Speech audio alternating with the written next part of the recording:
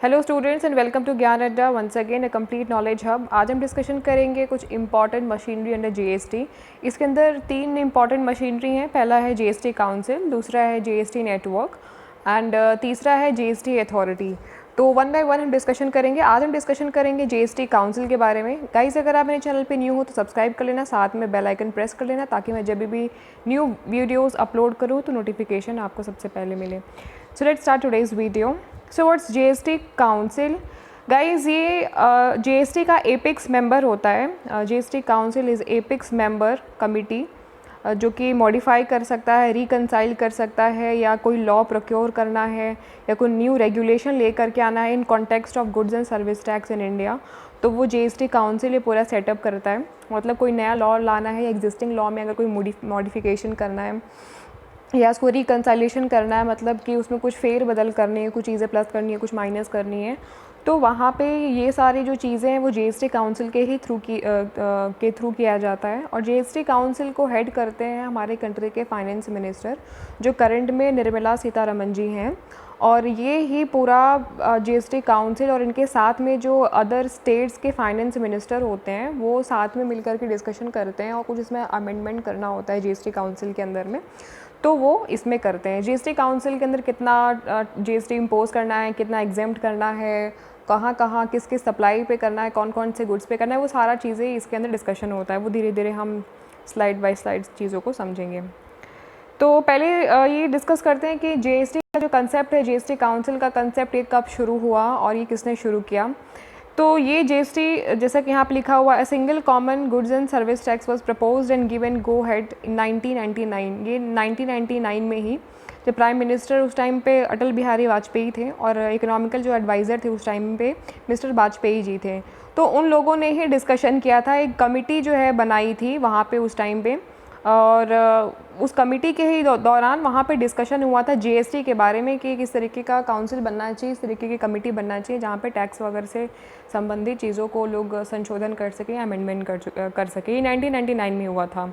और उस टाइम में वेस्ट बंगाल के फाइनेंस मिनिस्टर थे आसीम दास गुप्ता जी, उनको ये बोला गया था कि जो जीएसटी का मॉडल है उसको डिज़ाइन करें। तो ये 3 लोग इन्वॉल्व थे, प्राइम मिनिस्टर अटल बिहारी वाजपेयी 1999 में, और एडवाइजरी इकोनॉमिक पैनल एडवाइजरी के कमिटी मेंबर थे हेड मिस्टर वाजपेयी जी, और finance minister of West Bengal Asim Das Gupta ji. इन लोगों को बोला गया, मतलब ये लोग आपस में बैठ कर के डिसाइड करते हैं कि जीएसटी को लाना चाहिए, काउंसिल बनानी चाहिए और जीएसटी का मॉडल आप डिज़ाइन करिए। फिर उसके बाद में फाइनेंस मिनिस्टर 2006 की बात है, पी चिदम्बरम ने इस काम को कंटिन्यू किया। मतलब वो 1990 में शुरू हुआ था, बट उस चीज़ पे, मॉडल पे एक फ़ाइनल काम नहीं किया जा सका। उस चीज़ को कंटिन्यू किया गया 2006 में, सेम काम को। और फाइनली जीएसटी, जैसा कि आप सभी जानते हैं, धीरे धीरे इसमें काफ़ी संशोधन हुए, काफ़ी सारे बार इसको पार्लियामेंट में लाया गया, अमेंडमेंट हुई, सारी चीज़ें हुई और इसको इम्प्लीमेंट किया 2017 जुलाई 1 में। और ये एक डेस्टिनेशन बेस्ड इनडायरेक्ट टैक्स है, जैसा कि आप सभी जानते हैं। और इस इनडायरेक्ट टैक्स ने, मतलब कि जीएसटी ने बहुत सारे इनडायरेक्ट टैक्सेस को रिप्लेस कर दिया जो कि सेंटर और स्टेट लेवल पे लिए जाते थे, जैसे कि वैट, एक्साइज ड्यूटी और other duties. The government of India also formed a GST council. उस टाइम पे गवर्नमेंट ऑफ इंडिया ने जीएसटी काउंसिल फॉर्म किया to govern the rules of goods and service tax. इससे रिलेटेड जितने भी rules हैं वो सारे कुछ जीएसटी काउंसिल के अंदर में ही लिखे गए हुए हैं और पूरी तरीके से इसी को ही अप्लाई किया जाता है अगर इससे रिलेटेड कोई भी अमेंडमेंट करना होता है। तो हमें जीएसटी काउंसिल की ज़रूरत क्यों पड़ी? गाइज़, ये इंपॉर्टेंट क्वेश्चन है कि इस काउंसिल की ज़रूरत हमें क्यों पड़ी। तो गाइज़, इसको थोड़ा सा समझते हैं बुकिश लैंग्वेज में कि जीएसटी काउंसिल इज़ अ की डिसीजन मेकिंग बॉडी। बिल्कुल, क्योंकि ये पूरा सारा सिस्टम, पूरी मशीनरी को ये डेवलप करता है, अमेंडमेंट वगैरह सारी चीज़ें इसमें करता है। तो ये डिसीजन मेकिंग बॉडी है जिसमें सारे इंपॉर्टेंट डिसीजंस लिए जाते हैं रिगार्डिंग जीएसटी से संबंधित जितने भी इंपॉर्टेंट डिसीजन होते हैं इस काउंसिल के अंदर में ही लिए जाते हैं। काउंसिल को हेड कौन करता है? फाइनेंस मिनिस्टर, और इस वक्त फाइनेंस मिनिस्टर निर्मला सीतारमण जी हैं। जीएसटी काउंसिल के अंदर में टैक्स रेट और टैक्स के एग्जेम्पशन मतलब कहाँ पे टैक्स से छूट देनी है, टैक्स का रेट क्या डिसाइड करना है, ड्यू डेट क्या होनी चाहिए, टैक्स का लॉ क्या होना चाहिए, टैक्स की डेडलाइंस क्या होनी चाहिए, और कुछ स्पेशल रेट्स को भी माइंड में रखा जाता है कि कौन से गुड्स पे कितना टैक्स इम्पोज करना है, कितने रेट तक लगाना है, वो सारी चीज़ें इसके अंदर डिसाइड की जाती हैं। And provisions for some states, कुछ स्टेट में टैक्स की कुछ रिबेट दी गई हुई हैं, किस स्टेट में टैक्स को छूट देना है, किस स्टेट में टैक्स ज़्यादा इम्पोज करना है, वो सारा डिसीजन जीएसटी काउंसिल के अंदर में ही लिया जाता है। तो ये काफ़ी इंपॉर्टेंट रिस्पॉन्सिबिलिटी बन जाती है जीएसटी काउंसिल की, इस बात को इंश्योर करना कि टैक्स जो हम ले रहे हैं नेशन से या सिटीज़न से, एक यूनिफॉर्म टैक्स रेट हम इस्टेब्लिश कर सके, किसी को ये ना लगे कि किसी से ज़्यादा लिया जा रहा है या कम लिया जा रहा है। यूनिफॉर्म टैक्स सिस्टम को मेंटेन करने का रिस्पॉन्सिबिलिटी कहीं ना कहीं जीएसटी काउंसिल का बहुत हो जाता है, क्योंकि यही एक की मेकर होता है, की मशीनरी है जीएसटी काउंसिल। ये बहुत इंपॉर्टेंट और डोमिनेंट रोल प्ले करता है जितना भी जीएसटी का पूरा प्रोसेस है उसमें।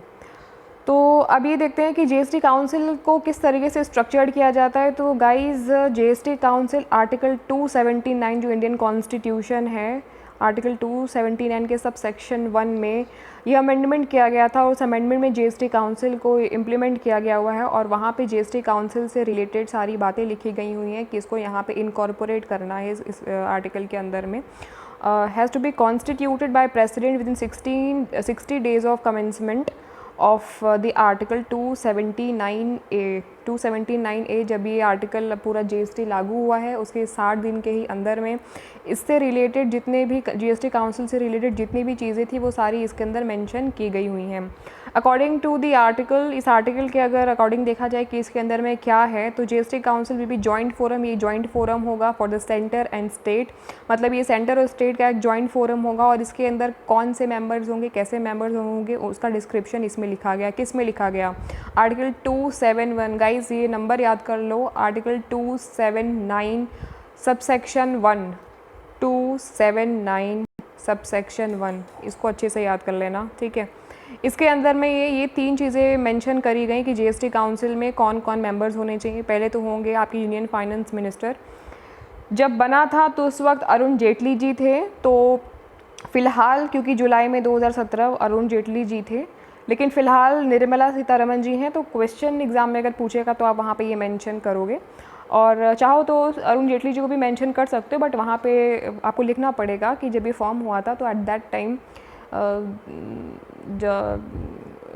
Finance minister was Arun Jaitley, something ऐसा आपको मेंशन करना पड़ेगा। सेकंड है एज ए मेंबर के तौर पे स्टेट के जो यूनियन मिनिस्टर ऑफ स्टेट होते हैं उनको रेवेन्यू ऑफ फाइनेंस, जो भी फाइनेंस से रिलेटेड, जो भी रेवेन्यू से रिलेटेड जो भी इंचार्ज होता है वो यूनियन मिनिस्टर ऑफ स्टेट, उनको ये बनाया गया हुआ है। साथ में the minister incharge of finance, मतलब कि the minister incharge of finance, जो कि फाइनेंस जो मिनिस्टर हैं जिनको इंचार्ज दिया जाता है रेवेन्यू जनरेट का, डिटेल्स रखने का या टैक्सेशन से रिलेटेड इन्फॉर्मेशन रखने का, और साथ में जो अदर मिनिस्टर्स होते हैं जिनको नॉमिनेट किया जाता है, हर एक स्टेट के जो मेंबर होते हैं, हर एक स्टेट के जो मिनिस्टर होते हैं उनको नॉमिनेट किया जाता है, वो इसके मेंबर्स होते हैं, ठीक है। तो एक बार फिर से देखते हैं कि इसके जो फाइनेंस मिनिस्टर होते हैं वो चेयरपर्सन होते हैं, साथ में जो यूनियन मिनिस्टर ऑफ स्टेट होते हैं उनको इंचार्ज दिया जाता है किसका, रेवेन्यू और फाइनेंस के बारे में सारा डिटेल रखने का। और इसके मेंबर कौन कौन होते हैं? मेंबर ऑफ इंचार्ज, मतलब ये वाले member of incharge of finance, मतलब ये वाले, और साथ में जो अदर मिनिस्टर होते हैं जिनको नॉमिनेट किया जाता है हर एक स्टेट गवर्नमेंट के थ्रू, वो होते हैं इसके मेंबर्स, ठीक है। नेक्स्ट स्लाइड देखते हैं कि क्या कह रही है। इसके कुछ फीचर्स हैं जो आपके लिए जाना इंपॉर्टेंट है कि जीएसटी काउंसिल का जो सेटअप है वो न्यू दिल्ली में है, इसका हेड ऑफिस बोले तो। Revenue secretary is appointed as the ex officio secretary of GST council, मतलब जो ये अपॉइंट किए जाते हैं रेवेन्यू सेक्रेटरी, ये as a ex officio secretary होते हैं जीएसटी काउंसिल के। फिर नेक्स्ट है कि central board of excise and custom is included, मतलब CBEC ये इंक्लूडेड होते हैं as a chairperson of permanent invitee, ये एज अ चेयरपर्सन होते हैं, परमानेंट एज ए इन्वाइटी होते हैं, बट इनको वोटिंग राइट नहीं होता है। बट ये सारी प्रोसीडिंग्स में जीएसटी काउंसिल से रिलेटेड जितने भी डिस्कशंस होते हैं, मीटिंग्स होते हैं, चेंजेस होते हैं, रिफॉर्म्स होते हैं, रिकन्सिलिएशन होता है, सब में ये इन्वॉल्व होते हैं, बट इनको कोई वोटिंग राइट देने का अधिकार नहीं होता है। Create a post of additional secretary to the GST council. इसके अंदर में एक एडिशनल पोस्ट क्रिएट किया जाता है, उसको बोलते हैं additional secretary to GST council. इस पोस्ट पे नियुक्ति की जाती है बाकायदा रिक्रूटमेंट के थ्रू। फिर है create 4 post of commissioner in GST council secretariat. This is at the level of joint secretary. Joint secretary के लेवल पर 4 कमिश्नर की भी नियुक्ति होती है, मतलब इसमें 4 कमिश्नर भी होते हैं जो कि जीएसटी काउंसिल के सेक्रेटरीट जिनको बोला जाता है, उसमें 4 कमिश्नर की भी नियुक्ति होती है। फिर है GST council secretariat will have officers taken और deputation from both of central and state government. मतलब कि सेंटर और स्टेट गवर्नमेंट दोनों से लिए जाते हैं। डेप्यूटेशन माने कि नियुक्ति बेसिस पे, मतलब इनका बाकायदा रिक्रूटमेंट होता है, नियुक्ति बाकायदा इनकी होती है, इंटरव्यू वगैरह अच्छे से होता है इनका, डिटेल में सारी प्रोसेस एकदम चैनल वाइज सीक्वेंस वाइज सारी चीज़ें होती हैं। कौन किन की होती है? जो जीएसटी के जॉइंट काउंसिल सेक्रेटरीट होते हैं उनका। फिर लास्ट है the cabinet also provides funds for meeting the expenses. Cabinet जब भी मीटिंग ऑर्गेनाइज करती है जीएसटी से रिलेटेड तो उसके एक्सपेंसेस जितने भी होते हैं वो सारा मीट आउट करती है, चाहे रिकरिंग या नॉन रिकरिंग एक्सपेंसेस हुए।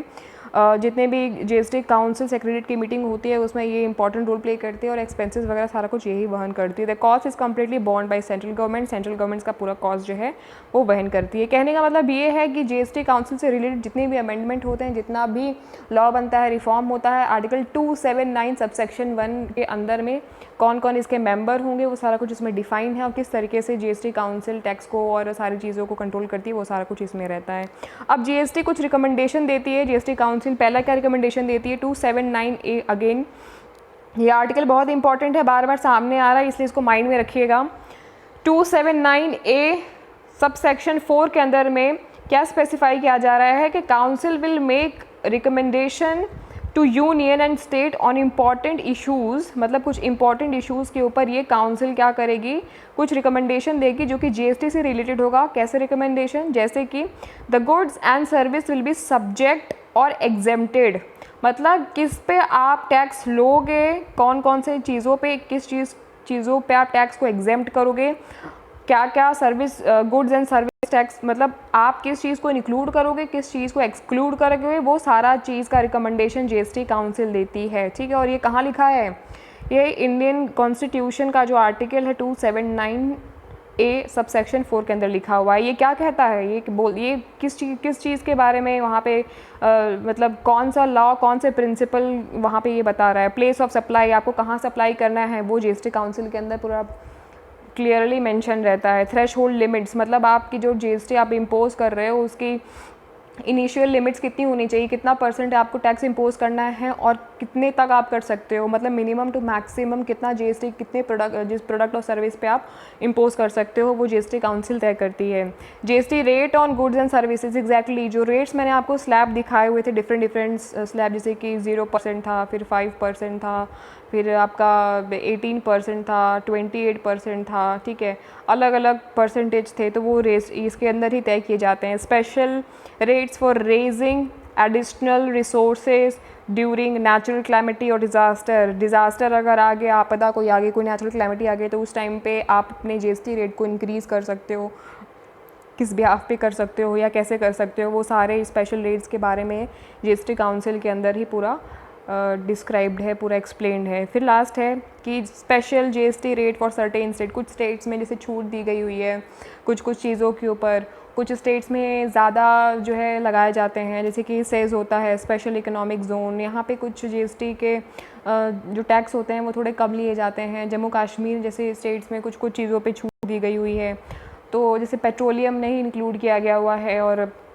तो कुछ चीज़ों में जीएसटी से रिलेटेड काफ़ी सारी छूट भी हैं, काफ़ी सारे कहीं कहीं ज़्यादा भी लिया जा रहा है, तो वो इन सारा चीज़ों का जो भी डिस्क्रिप्शन है वो सारा जीएसटी काउंसिल के अंदर तय किया जाता है। अब इसमें 2 चीज़ें और आ जाती हैं, जीएसटी नेटवर्क और जीएसटी अथॉरिटी। उन दोनों के बारे में हम पढ़ेंगे नेक्स्ट वीडियो में। आई होप कि आपको ये वीडियो पसंद आया हो। Thanks for watching this video. हमारे साथ बने रहें, मिलते हैं जल्दी हम नेक्स्ट वीडियो में। Thank you so much guys for watching this video.